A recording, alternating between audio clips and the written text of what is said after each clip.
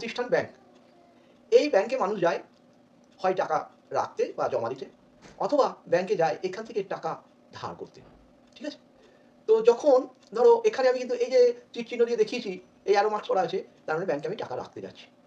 আর ব্যাংকে থেকে আমি যখন এই অ্যারোটা দেখাচ্ছি, তার মানে এই ব্যক্তি ব্যাংক থেকে লোন বা ধার নিয়েছে, তাই তো?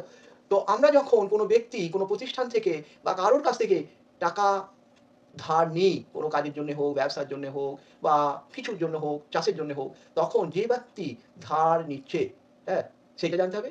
আর যখন আমরা ব্যাংকে টাকা রাখতে যাই, তখন সেই ব্যক্তি কেন রাখতে যায়? না, সে কিছু একটা বাড়তি টাকা পাবে। ঠিক আছে? বাড়তি টাকা পাবে। এই যে বাড়তি টাকা পাবে, সেইটাকে আমরা কি বলি জানো? আমার আসল যা আছে, ধরো আমি ৳১,০০০ ব্যাংকে রেখেছি, ১ বছর পর দেখলাম আমার টাকা ফেরত পাচ্ছি, তখন ১,০৫০ হলো। তাহলে আমার যে ৳৫০ আমাকে বাড়তি কেন দিল? সেটাও জানার আছে। আর এই ৳৫০ টাকে কি বলব? আর আসলের সঙ্গে যখন আমি এই ৳৫০ ফেরত পেলাম, অর্থাৎ মিশ্রণটাকে কি বলব? এটাই আমার এখানে বক্তব্য।